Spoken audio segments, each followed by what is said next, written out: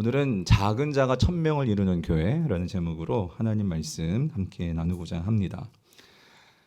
사랑하는 성도님들, 여러분들은 지금 우리 강북 우리 교회에 소속이 되어서 신앙생활을 하고 계십니다.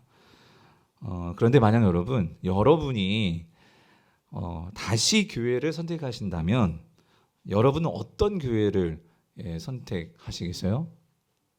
하실 것 같으세요?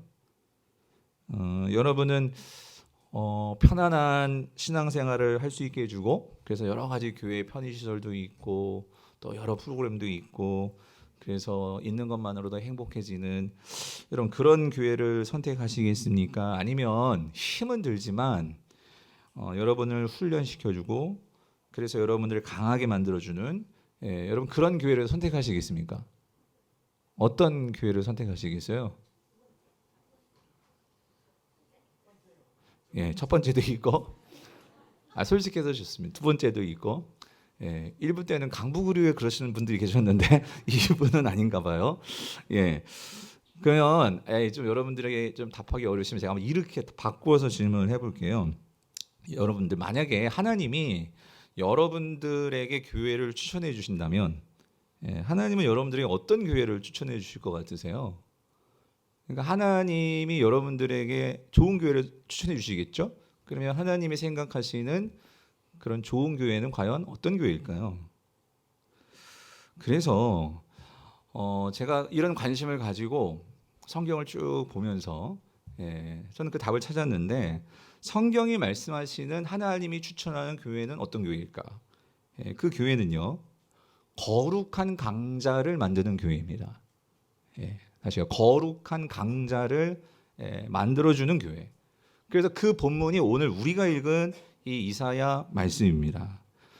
오늘 우리가 읽은 이 이사야 60장 21절과 22절 말씀은, 그러니까 예수님이 이 땅에 오시기 이 600년 전에 이사야를 통해서 하나님께서 이제 장차 예수 그리스도를 통해서 이 땅에 세워질 교회는 어떤 교회인가? 다시 말해, 하나님이 꿈꾸시는 교회는 어떤 교회인가? 그러니까 하나님이 만들고 싶고 성도들에게 주고 싶은, 추천하고 싶은 교회는 어떤 교회인가? 그러니까 이 교회의 꿈, 하나님의 교회의 꿈을 말씀해 주는 본문이 오늘 우리가 읽은 이 이사야서 말씀입니다.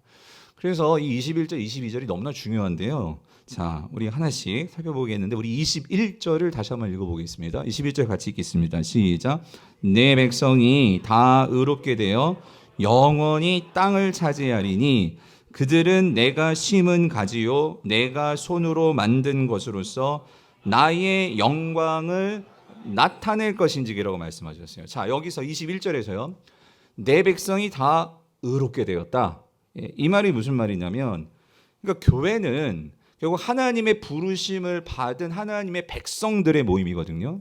근데 하나님의 백성으로 모이려면요, 그들이 어떻게 돼야 되느냐? 어떻게 돼야 될까요? 의롭게 되어야 됩니다. 그러면 우리가 어떻게 의롭게 될 수 있느냐고요? 그래서 성경은 예수님을 하나님께서 보내셔서 이 예수님을 통해서 우리 모두가 죄 사함을 받고 하나님께 나아갈 수 있는, 그래서 우리가 영원히 의롭다 체험을 받을 수 있는 이 은혜를 하나님께서 저와 여러분들에게 주셨죠. 그래서 이 예수 그리스도를 통해서 우리에게 주어지는 이 하나님의 의, 그거를 믿는 자들, 그 의를 통해서 예수 그리스도를 믿음으로 새롭게 하나님의 백성으로 부름받은 자들, 그들의 모임이 뭐예요? 그게 교회잖아요. 교회. 아멘이십니까? 그래서 여러분, 지금 우리가 새벽마다 우리 교회가 지금 묵상하는 말씀이 뭐죠? 모르면 안 되는데 다 큐티 하시잖아요. 로마서잖아요. 그러니까 로마서가 말하는 게 뭐예요? 어떻게 우리가 의롭게 되어서 하나님의 새로운 백성인 교회가 될 수 있느냐? 그러니까 이 복음이 뭐냐? 이거를 말해주는 게 이 로마서잖아요. 그래서 로마서에는 하나님의 의가 나타나서 모든 자를 그 하나님의 그 구원에 이르게 한다. 이게 뭐냐면 지금 이사야가 말하잖아요. 내 백성이 다 어떻게 되어서? 의롭게 되어서. 그죠? 그러므로 오늘 하나님의 백성인 저와 여러분들은 예수 그리스도를 통해서 의롭게 된 자들입니다. 자, 그런데 그렇게 의롭게 되어서 뭐라고 말해요? 자, 영원히 뭘 차지한다고요? 땅을 차지한다.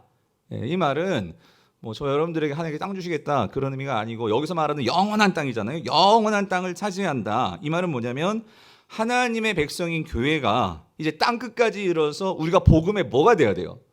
증인이 돼야 되잖아요. 그죠?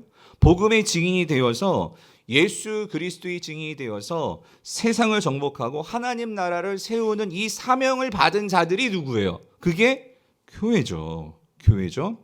그래서 이 일을 위해서 하나님께서 뭐 하셨냐면 내가 그 교회를 그들을 내가 이 세상에 뭐 했다? 심었다. 심은 너희는 뭐다? 가지다 그 소리예요. 그래서 여러분들 우리가 요한복음 15장에 보면 예수님이 말씀하시죠. 나는 포도나무요 너희는 뭐다? 가지다. 그래서 여러분 가지는 뭘 맺어야 되죠? 열매를 맺어야 된단 말이에요. 열매. 그러니까 하나님께서는 교회에 대해 반드시 열매를 기대하십니다. 그래서 이 열매를 맺도록 하기 위해서 하나님께서 어떻게 하시느냐? 내가 손으로 그 교회를 뭐 했다? 만들었다 라고 말씀하시잖아요. 이게 무슨 말이냐면 신약에 와서 고린도후서 5장 17절에서 이렇게 말씀하시죠.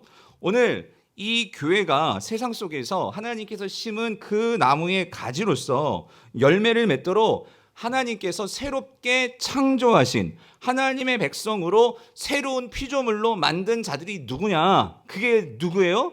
교회라는 거죠. 오늘 저와 여러분들이라는 거죠. 그래서 그 교회를 통해서 하나님께서 보고자 하는 그 열매가 뭐냐면 나의 뭐를 나타낸다고요? 나의 영광을 나타낼 것인즉 어디에서? 세상 속에서 그 영광을 나타내는 것이겠죠. 그래서 여기서 말하는 영광의 의미는 뭐냐면은 성경이 말하는 영광은 하나님의 임재죠. 그 하나님을 드러내는 거예요. 그러니까 이렇게 정리할 수 있어요. 교회의 사명은 뭐냐? 그것은 예수 그리스도께서 십자가에서 우리에게 베풀어 주신 그 은혜를 받아서 우리가 죄 사함을 받고 그러므로 우리 안에 성령의 들어오심으로 우리는 그 성령 안에서 새로운 피조물이 되었습니다. 그 새로운 피조물로 되어서 새로운 창조물로서 세상 속에서 하나님의 영광을 드러내도록 그래서 하나님이 기뻐하시는 삶을 살도록 하나님께서 이 세상에 창조하시고 세워놓는 것이 뭐냐? 그게 뭐예요? 교회라는 거죠. 그럼 여기서는 답이 나왔어요. 우리가 어떻게 살아야 되느냐? 하나님께서 오늘 저와 여러분들을 왜 이 시간에 이 자리에 교회로 모이게 하셨느냐? 그거예요. 오늘 결국 그 하나님의 영광을 드러내는 교회로서 이 세상에 살도록 여러분들이 있는 그 가정과 직장과 학교와 여러분이 있는 그곳에 하나님께서 심어 놓으셨다 그 소리예요. 그 열매를 맺어야 된단 말이죠. 그래서 여러분 교회라는 단어가 헬라어로 에클레시아잖아요. 에클레시아. 이 에클레시아라는 단어가 합성어예요. 에크라는 단어가 영어는 from 어디로부터 이 클레시아 이 칼레오라는 이 동사 그래서 부르다 이 단어가 합성으로 만들어진 단어가 에클레시아인데 그 단어의 뜻은 이런 거예요. 어디로부터 부름받은 자들의 모임 그게 교회예요. 그럼 어디로부터 부름받았겠어요? 저와 여러분들이 세상으로부터. 그죠? 그러니까 오늘 저와 여러분들이 교회이기 때문에 하나님께 세상으로부터 어디로 부르신 거예요? 이 교회, 강북 우리 교회를 지금 여러분 불러놓으신 거예요. 교회니까. 우리가 교회니까. 그래서 그 교회를 통해서 하나님은 뭘 하시느냐? 하나님의 임재를 드러내십니다. 하나님의 능력과 권세와 영광이 그 무엇으로 세상에 드러나느냐? 여러분을 통해서요. 나를 통해서 하나님의 축복이 흘러간단 말이죠. 여러분 아멘이십니까? 그러니까 이 꿈 하나님께서 세상 속의 교회를 통해서 하나님의 영광과 존귀와 그 하나님의 임재가 드러나도록 하나님은 교회를 세우신단 말이죠. 그래서 이 교회를 세우시는데 이 교회가 어떻게 구체적으로 세상 속에서 하나님의 영광을 드러내느냐? 그게 22절이에요. 22절 뭐라고 말하죠? 그 작은 자가 몇 명을 이루겠고 1000명을 이루겠고 그 약한 자가 뭐를 이루어요? 강국을 이룰 것이라. 때가 되면 나 여호와가 속히 어떻게 하신대요? 이루리라. 아멘. 여러분 이 말이 무슨 말이에요? 이걸 다시 원어적으로 번역을 하면 이래요. 세상 속에서 교회는 세상 사람들이 보기에 아주 작고 보잘것없다 그 소리예요. 아니 그 주일날 교회 간다고 무슨 뭐 떡이 나와 돈이 나와 뭐가 나와? 아니 예수 믿는다고 해서 뭐가 달라지냐? 왜냐하면 세상 사람들이 보기에 교회는 아무것도 아닌 것 같아요. 아니 그리고 실제로 정말 세상 속에서 오늘 우리 교회 저와 여러분들이 어떤 면에서는 우리를 볼 때 내가 볼 때도 내 자신이 정말 보잘것없게 보이기도 하고요. 정말 내가 아무것도 할 수 없을 것 같은 난 정말 작고 초라하게 여겨질 수도 있어요. 근데 여러분 오늘 여기서 하나님께서 교회를 바라보시는 시선을 여러분들이 꼭 기억하셔야 돼요. 뭐냐면 하나님은 어떻게 보시냐면 이렇습니다. 아무리 작은 자라 할지라도 하나님은요, 그 작은 자가 뭘 할 수 있느냐? 1000명을 섬길 수 있고 1000명을 이룰 수 있는 것이 그게 뭐예요? 교회다, 그 소리예요. 아무리 약할지라도 하나님은, 세상은 그렇게 약하게 볼지 모르지만 하나님은 교회를, 약한 그 교회를, 약한 나를, 병든 나를, 없는 나를 어떻게 보시느냐? 강하게 보신다, 그 소리예요. 근데 이게 무슨 말이냐면 여러분 보세요. 교회가 그것을 증명하고 그것을 2000년 역사 속에서 우리에게 보여준 거예요. 신약에서 실제로 교회가 태어납니다. 태동합니다. 예수 그리스도가 오셔서 그 죄인들을 구원하시고 의롭게 하시고 그들을 부르시고 처음으로 교회를 세우시는데, 여러분 잘 보세요. 복음서에서 예수님께서 처음 사람들을 부르셔서 하나님 나라의 새 백성인 공동체로 만드실 때, 하나님의 공동체로 만드실 때 어떤 사람을 부르셨어요? 똑똑한 사람 부르셨어요? 돈 많은 사람 부르셨어요? 뭔가 세상적으로 스펙이 있고 잘 나가는 사람들 부르셨습니까? 처음 부르실 때 예수님이 부르신 사람은 누구예요? 베드로와 같이 그 갈릴리 촌동네에서 뭐 잡는 사람, 고기 잡는 사람이었어요. 세상적으로 그냥 별 볼 일 없고 그냥 지극히 평범할 수도 있고 아무것도 없는 그런 베드로였어요. 뿐만 아니라 더해요. 세상에서요, 사람들에게 인간 취급도 받지 못했던, 내가 7귀신이 들려가지고 제정신도 아니고 그 사람 취급도 안 했던 이런 막달라 마리아, 여러분 향유 부은 그 예수님의 제자로서, 첫 번째 예수님의 제자로서 그 예수님이 부르시고 그 사역에 동참시킨 자가 누구냐면, 귀신 들려가지고 사람들에게 인정받지도 못했던 그 막달라 마리아. 예수님은 그런 자를 부르셨다, 그 소리입니다. 그들을 부르셔서 오늘날 이 강북 우리 교회 쌍문 3동까지 교회가 세워지는 이 역사가 흘러왔다, 그 소리예요. 그러면 여러분, 우리는요, 결과만 보면 되지 않고 이 과정을 봐야 되는데, 여러분 하나님이 어떻게 교회를 바라보시고 하나님은 어떻게 일하시는지, 사실 구약에서요, 이 교회가 세워지기 이전에 하나님 백성을 세우실 때도, 이스라엘을 하나님의 백성을 세우실 때도 하나님의 이 뜻과 스타일이 보여요. 여러분, 구약에서 하나님께서 이 이스라엘을 첫 번째 하나님 백성으로 삼으십니다. 근데 그 이스라엘을 부르실 때도, 선택하실 때도 이스라엘이 어떤 상태였냐면, 그 큰 대제국인 애굽에서 뭐 하고 있었죠? 종살이 하고 있었어요. 노예 생활하고 있었어요. 세상 사람들 같으면 여러분 어떤 사람 택하시겠습니까? 어떤 사람을 택해서 내 백성을 삼으시겠습니까? 종살이하는 이스라엘이 아니라 누구겠어요? 그 당시 모든 나라 중동 지역을 휘어잡고 있던 이집트, 애굽 아니겠어요? 근데 하나님은 애굽을 바라보시지 않습니다. 뭘 바라보시냐면, 자, 신명기 7장 6절 8절에서 하나님께서 이렇게 말씀하십니다. 너는 여호와 내 하나님의 성민이라, 이스라엘에게 말하는 거예요. 여호와께서, 내 하나님 여호와께서 지상 만민 중에서 너를 자기 기업에 뭐로 택하셨나니? 백성으로 택하셨다. 그러니까 여러분, 만민이 정말 이스라엘보다 뛰어나고 정말 더 멋있고 잘 나가는 만민들이 있어요. 그런데 하나님께서 이스라엘을 택하시는데 어떤 이스라엘이냐면, 자, 7절 읽어보세요. 시작. 여호와께서 너희를 기뻐하시고 너희를 택하심은 너희가 다른 민족보다 수요가 많기 때문이에요? 많기 때문이에요? 많기 때문이 아니니라. 예? 많기 때문이 아니니라. 여러분, 내가 만약에 가진 게 많고 능력이 많고 하면, 아, 하나님께서 내가 잘 나가니까 나를 뽑아주신 거구나, 이렇게 생각할 거예요. 근데 이스라엘은요, 하나님께 뽑힐 건덕지가 없었어요. 여러분, 하나님의 눈에 들 만한 어떤 조건이 없는 자가 이스라엘이에요. 그 말은 뭐냐면, 여러분, 하나님이 분명히 이스라엘, 그러니까 하나님이 바라보시는 시선과 우리가 바라보는 시선은 달라요. 예. 하나님은 오히려 이스라엘이 작기 때문에 그들을 택하셨는데, 그래서 분명히 말씀하셔. 너희는 어떻게? 오히려 모든 민족 중에 어떻다고요? 적는 것도 그냥 적은 게 아니라 어떻게 적어요?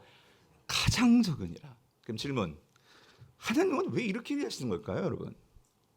왜 하나님께서 가장 가장 적은 자를 선택하시고 가장 별 볼 일 없는 자를 선택하시고 왜 그러시는 걸까요? 여러분 오해하지 마세요. 하나님 부자는 선택 안 하시나? 부자도 선택하십니다. 그죠? 가진 자도 선택하실 수 있어요. 그런데 여러분 분명한 것은 하나님께서 여기서 뭘 보여주시냐면 이런 거예요. 여러분 여기서 우리가 이거 한 가지 우리에게 적용해야 돼요. 여러분 작다고 기죽어서도 안 되고 가진 것이 없다고 해서 내가 하나님 일을 할 수 없는 것도 아니고 내가요 그렇게 사람들의 어떤 시선에 들지 못한다고 해서 여러분 자기 자신을 그렇게 작은 자로 나는 아무것도 할 수 없어. 교회에서 내가 어떻게 주의를 할 수 있겠어. 아니 세상에서도 나는 아무것도 여러분 내가 교회 다니고 성도인데 그렇게 자신을 보시면 안 돼요. 중요한 건 이거예요. 그럼 작다고 하나님께서 작은 사람만 뽑으시느냐? 그것도 아니고 여러분 하나님이 보시는 건 이거예요. 내가 작든지 내가 크든지 여러분 중요한 건 이겁니다. 하나님은 그걸로 뽑으시고 그걸로 일하시는 것이 아니라 하나님은 어떤 자들을 통해서 작은 자가 1000명을 이룰 수 있게 하시느냐? 핵심은 이거예요. 하나님이 함께 하시는 자입니다. 여러분. 하나님이 함께 하심이에요. 하나님이 나와 함께 하시는구나를 깨닫고 그거를 아는 자를 하나님은 사용하십니다. 그를 통해서 하나님은 일을 하신다는 거예요. 내가 가진 것이 많아도 이 모든 것이 하나님의 은혜인 걸 알고 사랑하는 자들은 겸손합니다.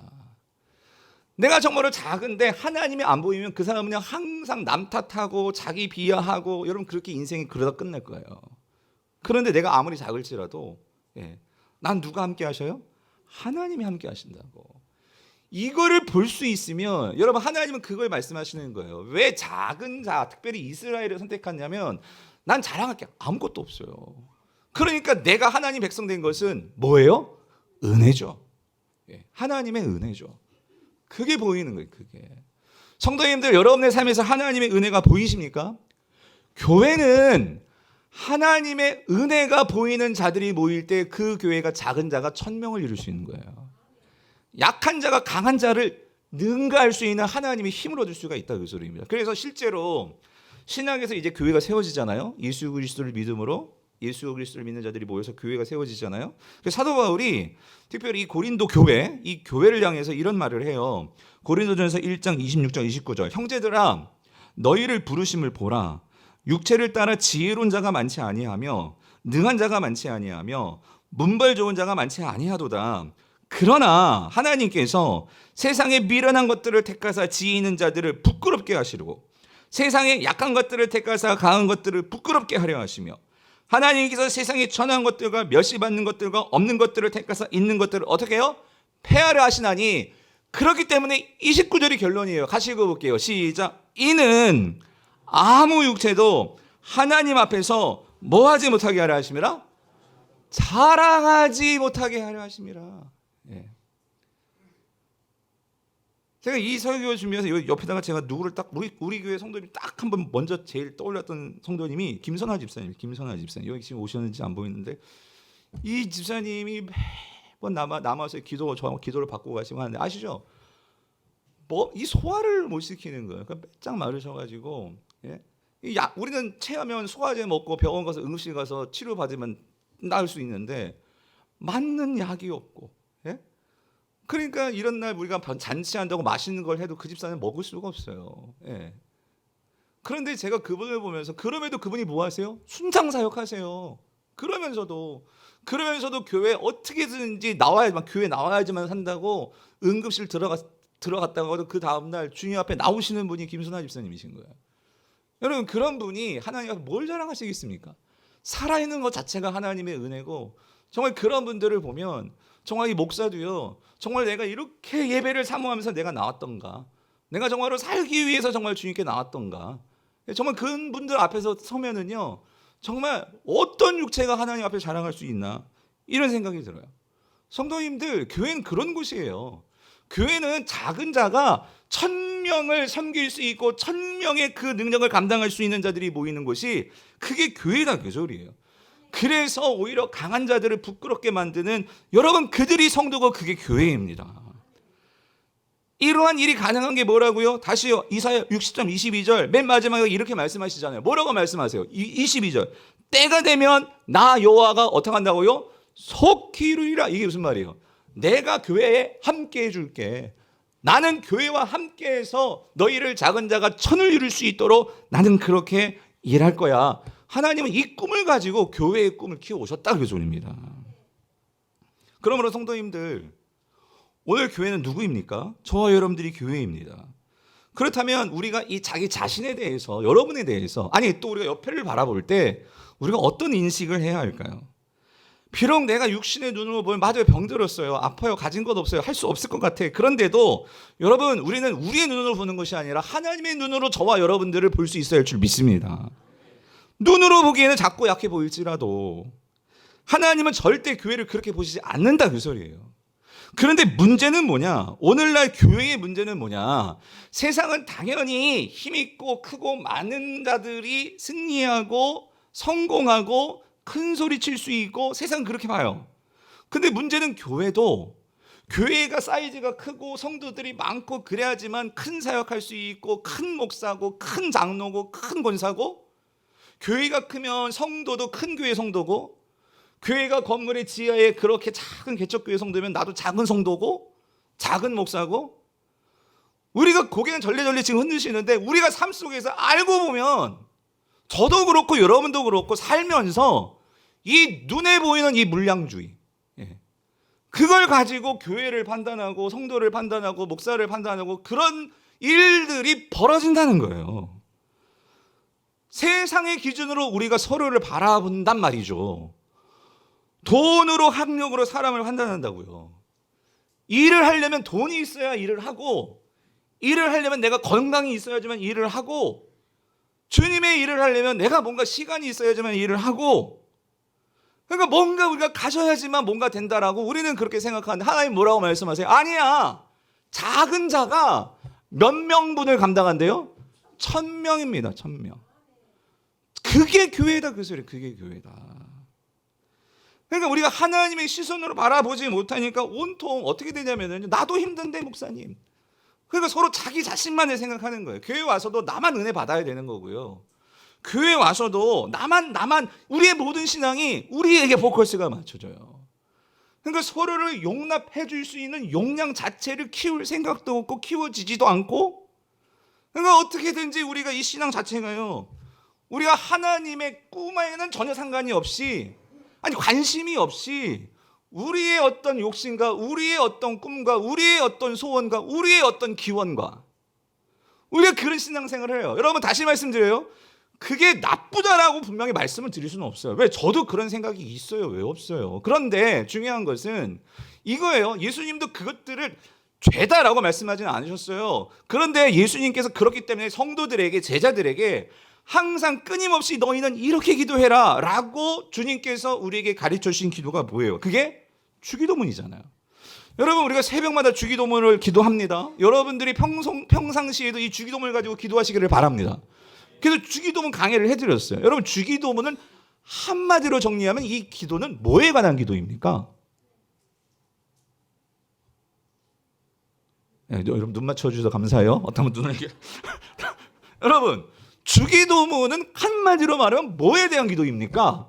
제가 설교했어요. 주기도문은요, 하나님의 꿈이 내 꿈 되기를 원합니다. 이게 주기도문이에요.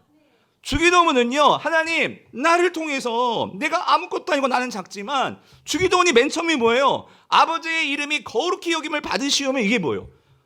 아니 그 하나님의 이름이, 여러분 하나님을 통해서 내가 거룩해지는 건 이해가 돼. 그런데 어떻게 그 이름이, 그러니까 나를 통해서, 교회를 통해서 하나님의 이름이 어떻게 되기를 바란다고요? 거룩해지기를 원합니다. 여러분 이게 뭐예요? 어떻게 우리가 감히 하나님을 거룩하게 세상에서 그 하나님이 거룩하신 분으로 드러낼 수 있는 것은 어떻게 그게 가능할까요? 하나님의 꿈이 내 꿈이 될 때 그 일이 가능한 거예요.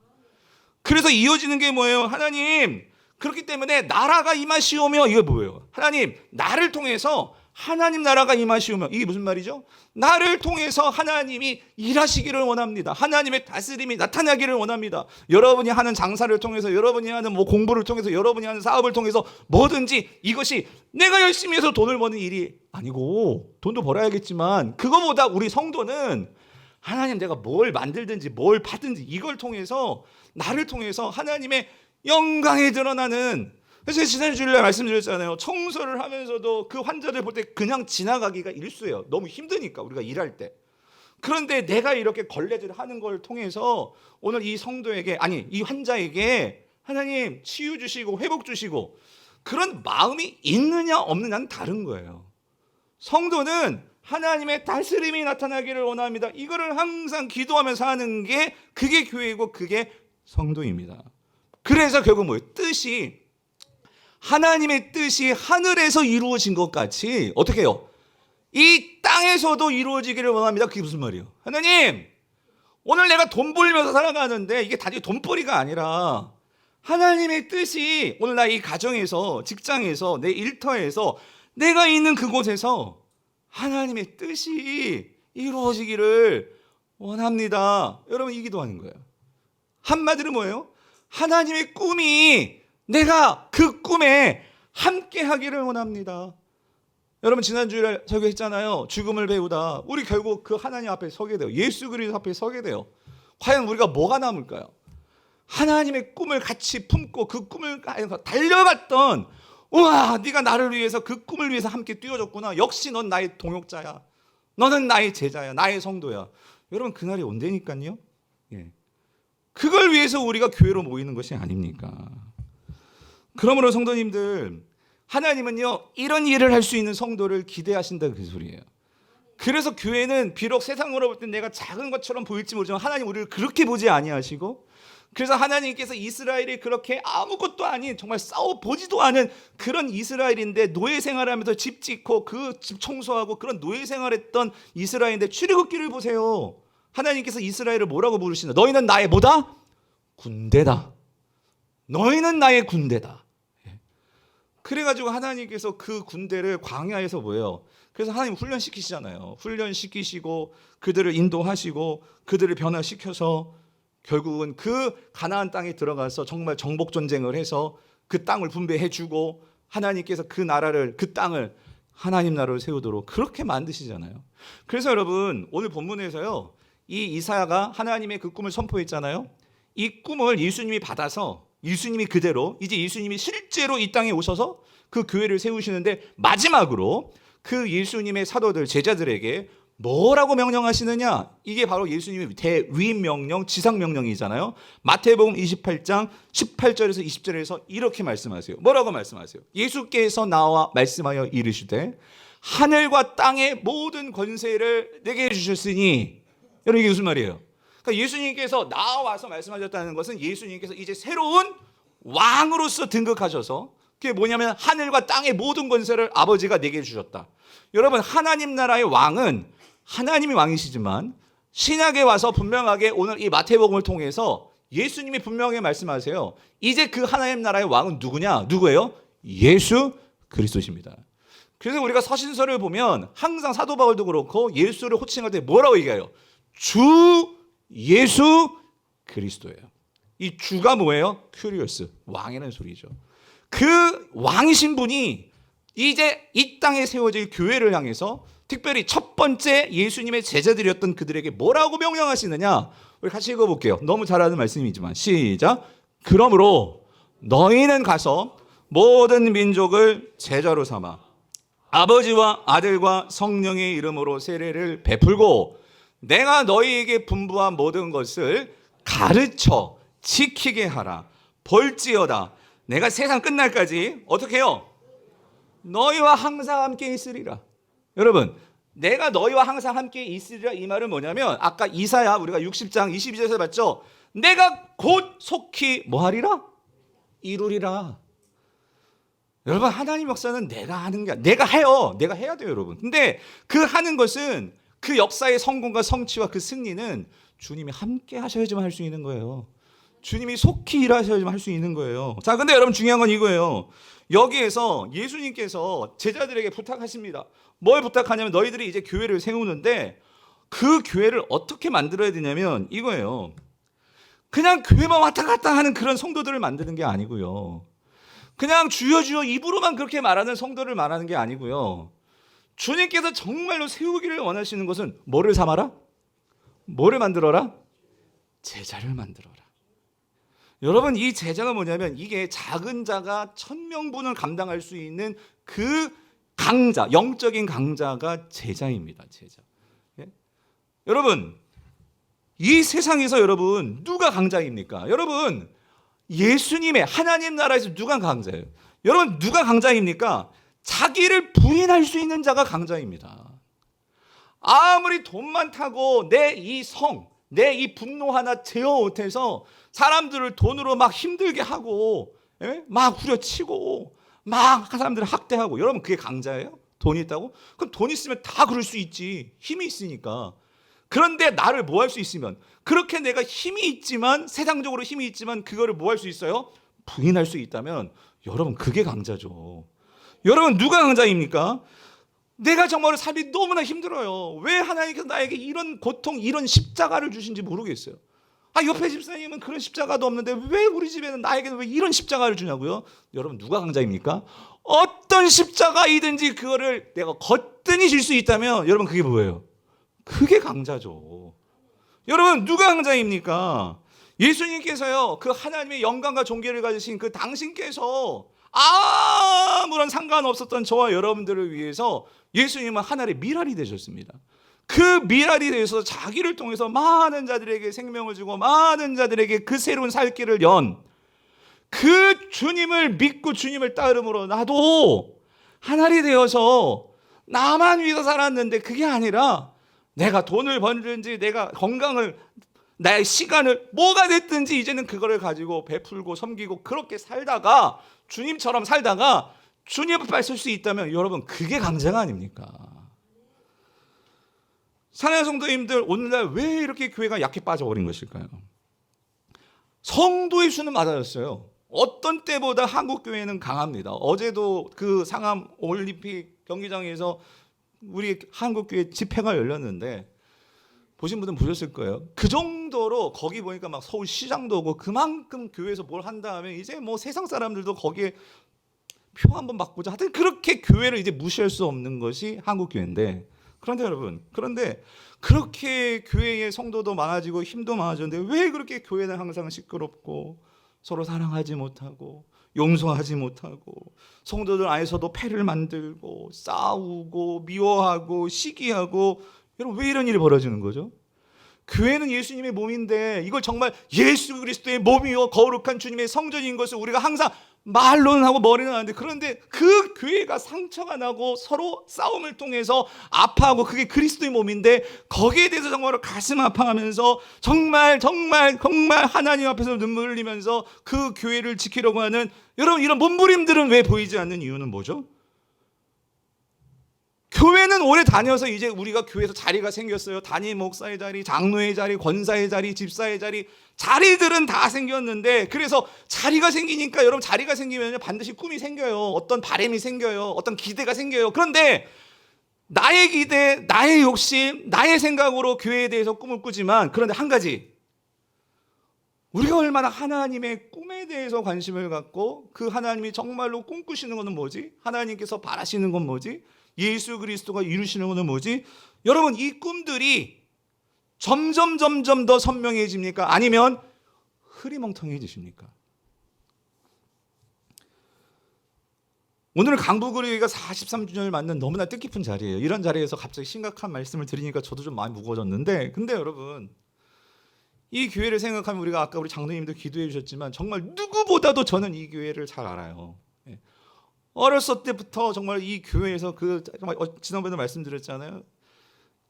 여러분들은 이 교회만 아실 수 있지만 그 우이동의 그 상가, 거기서부터, 물론 그 이전도 있었어요. 그건 우리 원로 장로님이 잘 아십니다. 전 거기까지는 모르지만 그 상가, 그 중국집 했던 그 상가에서 쥐가 막 그냥 왔다 갔다 거리고, 하여튼 거기부터 시작해서 이 교회 오기까지 얼마나 이 교회를 위해서 눈물을 흘리고 애쓰고, 그리고 이 교회 와서도 이 교회가 정말로 마련되고 섬김에 있어서도 이 교회 오셔서 헌신하시고, 교육관을 위해서도 그렇고 너무나 큰 일들을 많이 해주셨어요. 우리가 그 어르신들과 우리 신앙의 선배들에 대해서 정말로 우리가요 존경하고 인정하고 감사하고 정말 그런 태도는 당연히 가져야 돼요. 뿐만 아니라 이제 내가 그러한 선배들의 신앙으로 세워진 교회에 와서 신앙의 뿌리를 이제 내리고 있다면 그러면 이제 그런 헌신에 우리가 그 어깨를 딛고 이제 다음 세대로서의 우리 신앙의 후배들은 그럼 이 교회를 어떻게 그 바통을 이어서 세워 나가야 될까? 여러분, 한 가지 제가 오늘 이 설교를 준비하면서 참 많은 고민을 했고, 또 그러면서 정말 그런 고민이 있을 때마다, 그래서 여러분 인생에 참 멘토가 중요한데 그럴 때마다 내가 찾아갈 수 있는 자가 있다면 행복한 거예요. 그래서 지난주에 이찬수 목사님을 찾아갔어요. 찾아가서 목사님과 이런 얘기 나누고 목회에 대한 이야기 나누고, 그리고 목사님도 지금까지 목회하시면서 그 하나님의 꿈을 가지고, 지금 목사님이 63이거든요. 저 13살 차이인데, 그렇게 이제 오카는 목사님도 64인가 5세 은퇴하셨거든요. 만약 그 나이 따지면 뭐 이찬수 목사님 막 70까지 그렇게 목회하실 분은 아니라고 생각해요. 하셔도 되는데, 그러니까 얼마 안 남으셨는데도 그러면은 그냥 지금 있는 상황을, 대형교회 상황을 그냥 이게 누리시면서 가셔도 되는데 지금은 더 그렇게 고뇌하시면서 왜 그러시는 걸까? 답은 하나예요. 꿈이 있기 때문에, 꿈. 그런데 그 꿈이 중요한 건 이겁니다. 목사님의 꿈이 아니라 하나님의 꿈이에요. 하나님께서 그 분당 우리 교회에 주신 꿈이 있기 때문에, 그 대형교회 사이즈가 크다 그게 아니라 그 교회가 감당할 수 있도록 하나님께서 주신 꿈이 있기 때문에, 그 꿈 때문에 고뇌하시면서 그 꿈을 위해서 성도들과 같이 씨름하면서, 당회와 씨름하면서 그 꿈들을 이뤄 가시는 거예요. 제가 목사님을 뵈면서 그러니까 그거였어요. 제 질문은 그거예요. 하나님, 그럼 저는 분당 우리의 꿈이 아니라 강북 우리의 꿈을 품어야 될 담임 목사잖아요. 하나님, 우리 성도들과 함께 우리가 품어야 될 꿈은 무엇입니까? 제가 그런 질문을 하면서 이 한 주를 계속 보내는데, 여러분, 하나님께서 저에게 분명하게 주신 꿈이 있더라고요. 그게 뭐냐면, 제가 이 교회에 이제 청빙받아서 올 때부터 그 이전에, 청빙받기 이전에도 하나님께서 이런 막연한 꿈을 주셨어요. 뭐냐면 이 강북 지역에 제가 뿌리를 내리고 제가 영향을 받고 제가 성장했고 제가 많은 것들을 누릴 수 있었던 것이 사랑의 교회였거든요. 오카는 목사님의 사랑의 교회에서 그 제자 훈련, 그러니까 목회의 본질이 뭐냐를 놓고 그렇게 씨름하는 그 한 담임 목사님, 그 오카는 목사님을 통해서 제가 첫 신학교에 가가지고 첫 교육전도사가 돼가지고 첫 사역을 시작하면서 교육전도사, 강도사, 목사가 되면서 한 교회에서 제가 보고 깨달았던 게 뭐냐면 제자훈련이었거든요. 그래서 유학을 가서도 막연하게, 그때는 어디로 갈지도 모르죠. 공부를 끝나면 어디로 갈지. 근데 제가 막연하게 친구하고 제가 말씀드렸죠. 시카고에서 입을 덮고 그 친구는 미국에 남겠다고, 나는 아마 강북에 제자훈련하는 그런 교회를 내가 개척을 하든지 청빙을 하지 않을까 했는데, 하나님께서 이 강북으로 오게 해주셨고, 그리고 이 교회에 와서 처음으로 이 교회에 와가지고 그 성도님들과 함께 이 제자훈련을 해야 하니 이게 터다지가 돼야 되는데, 제자훈련을 하기 위해서는 그 말씀을 가지고 묵상하고 생각하고 고민하고 이런 작업이 필요한데, 그 첫 번째로 했던 작업이 이 터다지기가 큐티였잖아요. 그래가지고 지난주에 여기도 계시지만 우리 너무나 감사한 우리 교회 이 어르신, 우리 새벽기도 권사님들, 우리 행복한 모임 권사님 중에 같이 식사를 하면서 우리 권사님들 세 분하고 같이 식사를 하면서 이런 얘기 하셨어요. 목사님 저에게 그런 말씀 하시더라고. 새벽기도를 이제 하는데 옛날에는 좀 졸기다고 했는데 졸 수가 없대. 예? 권사님들이 졸 수가 없대. 그래가지고 권사님 왜 피곤하면 주무셔도 돼요. 그랬는데 박야 목사 맨날 질문하잖아. 예? 그러시는 거야.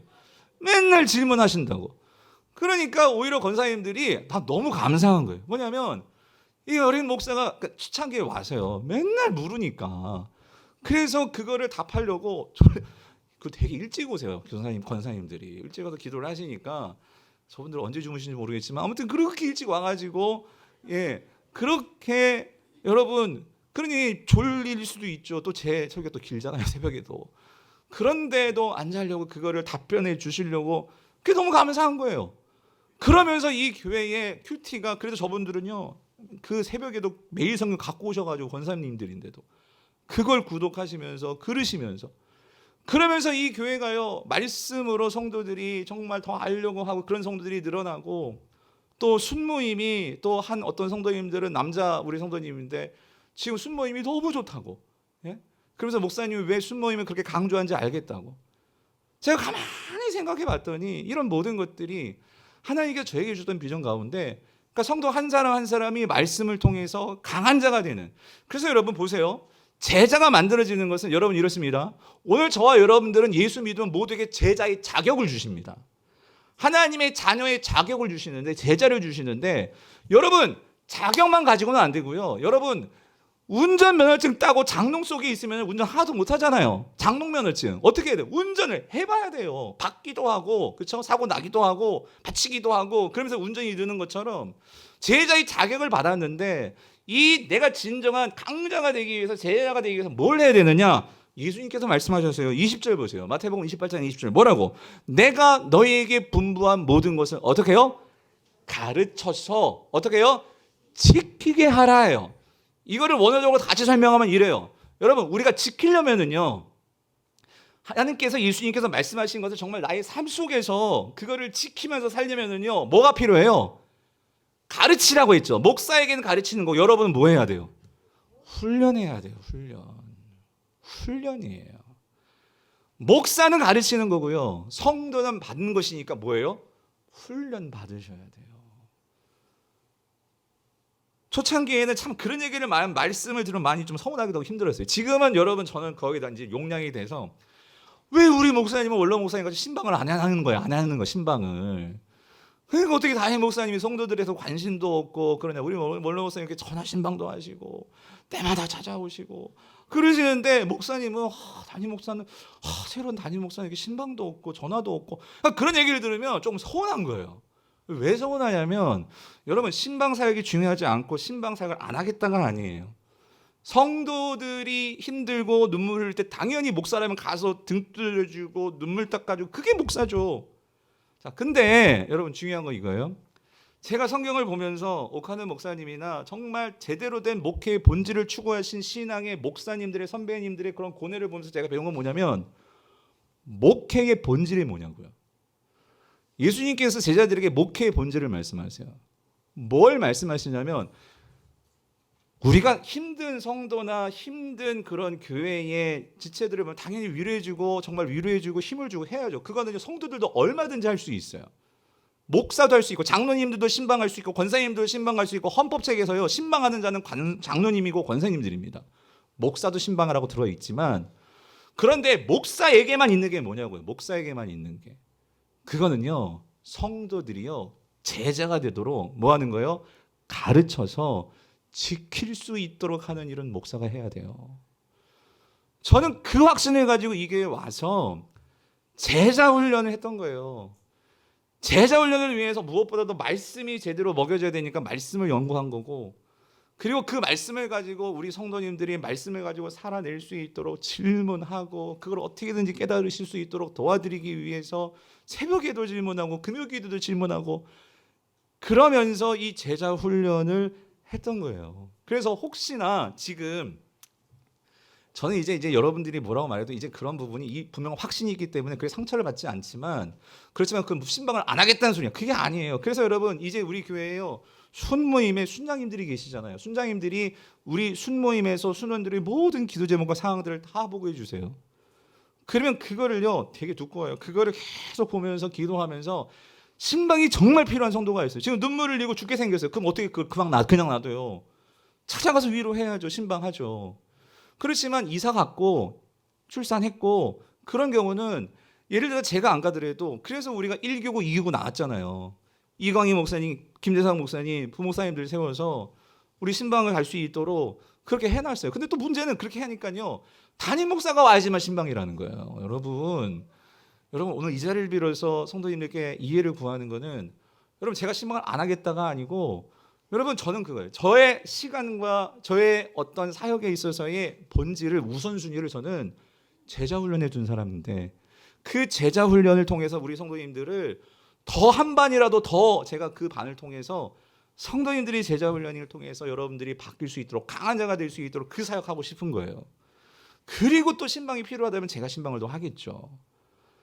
가만히 생각해 보니까, 아무리 생각해 봐, 여러분 보세요. 그래서 그렇게 제가 사랑의 교회에서 제자 훈련을 통해서 사역을, 목회를 시작을 했고, 유학을 가서도 저희가 있는 학교에서, 제가 원래는 기독교 교육을 전공하다가 성경 주예로 바꿔가지고 거기에서 마이클 윌킨슨이라는 이 제자 훈련의 대가를 만나서 수업을 듣고, 그리고 오늘 제가 5월 달에 결국은 박사과정을 마쳤는데, 제가 다시 말씀드려요. 목회학 박사 학위가 중요한 게 아니고요, 제 신앙의 양심상 분명히 말씀드리는 거는, 제가 왜 이 공부를 시작을 했느냐, 이 교회의 제자 훈련이 저의 어떤 생명이고 자의 목회 철학이라면, 이거를 점검해 보고 싶은 거예요. 내가 제대로 잘하고 있나? 그리고 과연 예수님께서 정말 말씀하신 제자 훈련은 뭐냐? 그래서 여러분들이 제자 훈련 제 논문을 보시면 아시겠지만 초대교회부터 중세교회, 종교개혁, 그리고 근세교회, 그러니까 제자 훈련이 뭔지 궁금해서 그걸 다 책들을 연구하면서 교회 사는 제자 훈련을 어떻게 했나? 이런 부분들을 연구하고, 그리고 중요한 건 이거예요. 앞으로 제가 이제 지금 50인데 이찬수 목사님 그 말씀 하시더라고요. 박예환 목사, 50대는 이제 정말 달려갈 때, 난 40대가 정말 목회 전성기일 줄 알았는데 그게 아니라 50대라는 말씀을 하시더라고요. 그래서 50대는 이제 분명한 목표와 방향을 아는 때이기 때문에 정말 그때를 잘 보내야 된다. 근데 하나님께서 저에게 주신 축복이 뭐냐면, 저는 이 논문이 앞으로 내가 이 교회 강북우리교회를 어떤 방향으로 어떻게 목회할지에 대한, 저는 그게 청사진이라고 생각이 들어요. 그래서 저는 정말 이번에 우리가 임직을 합니다. 바라기는 저와 함께 이런 제자 훈련의 꿈을 꾸면서 같이 성도들을 온전한 자로 만들어서, 저의 궁극적인 소망은 이거예요. 저만 제자 훈련 시키는 것이 아니라 우리 장로님들이, 권사님들이, 집사님들이 또 다른 자를 전도해서 그를 그리스도의 제자로 정말로 만들 수 있는 데까지. 그래서 예수님이 말씀하셨죠. 그리스도의 장성한 분량에 충만한 데까지 어떻게 한다고요? 이르리라. 여러분, 그게 저희 꿈이고 우리 강북으로 나갈 방향인 줄 믿습니다. 말씀을 뵙겠습니다. 우리도 골로새서 1장 28절 29절. 사도 바울의 이게 목회의 본질이었어요. 뭐라고 말해요? 우리가 그를 뭐예요? 전파하여 각 사람을 뭐예요? 권하고. 이건 훈련한다 소리예요. 훈계한다. 훈련하고 모든 지혜로 각 사람을 어떻게 해요? 가르침은 각 사람을 그리스도 안에서 어떤 자요? 완전한 자로 세우려 하심이라. 이를 위하여 나도 내 속에서 능력으로 역사하는 이의 역사를 따라, 성령의 역사하심을 따라 힘을 다하여 뭐 하겠다고요? 수고하노라. 그래서 어제 여기서 우리 순장님들이 모여서 순장반이 있었어요. 보통 저희가 순모임이 7월 둘째 주에 종강을 합니다. 근데 올해는 한 주 일찍 당겨서 7월 첫째 주에 종강을 하려고 해요. 그리고 나서 7월 둘째 주부터 방학이 들어가는데, 방학은 2달이잖아요. 8월까지잖아요. 그 첫 번째 7월에 제가 할 게 있어요. 뭐냐면 맨 마지막 PPT를 보여주시면은요, 저희 교회가 풍성한 삶을 전수하는 교회가 되는 게 저의 목회의 비전입니다. 풍성한 삶은 복음입니다. 복음. 이 복음을 우리 모든 성도님들이 선명하게 이해를 하셔야 돼요. 그래야지만 그게 전도가 됐든지 삶에서 하나님의 영광을 드러내든지 이게 되는데, 복음이 선명하지 않으면 내 입에서 전도도 안 되고요, 삶에서 하나님의 그 영광이 드러날 수가 없어요. 왜? 나도 혼미하기 때문에. 그래서 우리 교회 가장 제자훈련의 기초과정이라 할 수 있는 기초 중에 기초가 뭐냐면, 그게 풍성한 삶으로의 초대예요. 초대. 그래서 여러분, 우리 교회 처음 등록하신 분은요, 반드시 이거를 공부하셔야 되고, 이전에 이미 이 교회에서 뿌리를 내리신 분들도요, 여러분 이거 꼭 한 번은 정리를 하셔야 돼요.